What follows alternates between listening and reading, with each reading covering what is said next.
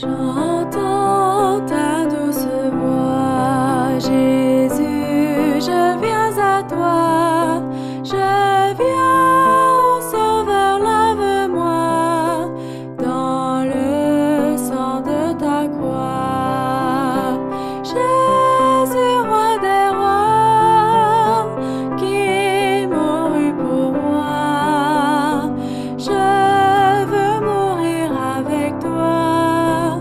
Avec toi sur la croix, j'entends ta douce voix qui me dit crois en moi.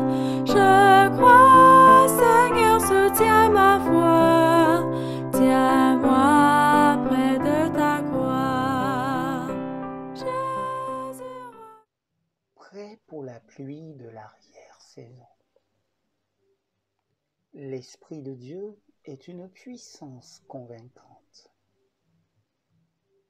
Lorsqu'il se répandra sur l'Église, il se produira un changement marqué dans l'efficacité spirituelle des membres. Le Seigneur Dieu est prêt à donner, mais beaucoup ne se rendent pas compte qu'ils ont besoin de recevoir.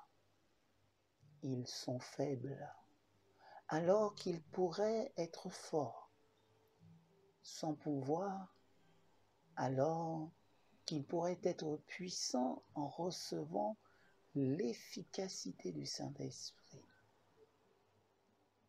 De ceux qui voient la lumière et la vérité, le message doit se répandre avec une puissance qu'ils ne possèdent pas et qu'ils ne considèrent pas essentiel de posséder.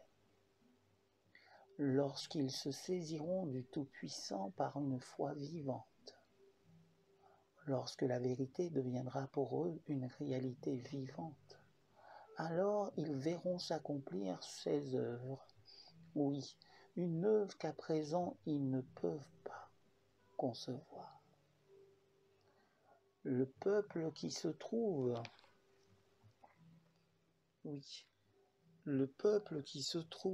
aux frontières du monde éternel est assoupi dans l'indifférence. Il a un travail missionnaire à accomplir, un témoignage décisif à rendre. La trompette doit rendre un son éclatant en avertissement, en reproche, en supplication. Tous devraient travailler ardemment au salut des âmes. Que signifie cette torpeur? Que signifie cet esprit égocentrique? Le temps passe, la fin est proche. Qui efforcez-vous d'arracher à l'abîme de la destruction? Oh, puisse Dieu inspirer ces âmes attachées aux choses matérielles. Puissent-elles ressentir au plus profond de leur être qu'elles doivent veiller et prier, et que les talents qui leur ont été confiés doivent être utilisés maintenant, à l'instant même, quand Dieu les appelle à utiliser leurs dons pour l'avancement de son œuvre dans notre monde. Entendent-elles la voix de Dieu disant « Vous êtes la lumière du monde » L'imagination, les rêves et une connaissance superficielle de la vérité ne suffisent pas. Chaque croyant doit allumer son cierge à l'autel divin. Tous doivent briller, car la lumière de la vérité les a touchés, et ils ne peuvent s'empêcher de rayonner au milieu des ténèbres morales du monde. Il y a des êtres à ranimer. Beaucoup doivent recevoir la joie du salut dans leur âme. Ils ont erré, ils n'ont pas édifié un caractère droit, mais Dieu éprouve du bonheur à leur rendre la joie de son oint.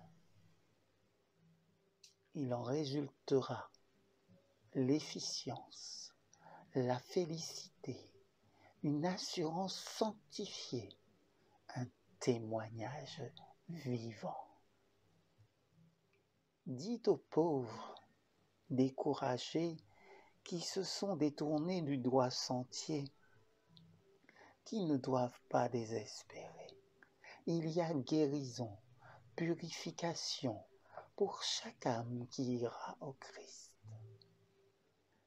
Le baume est en Galade, il y a là un médecin. Amen.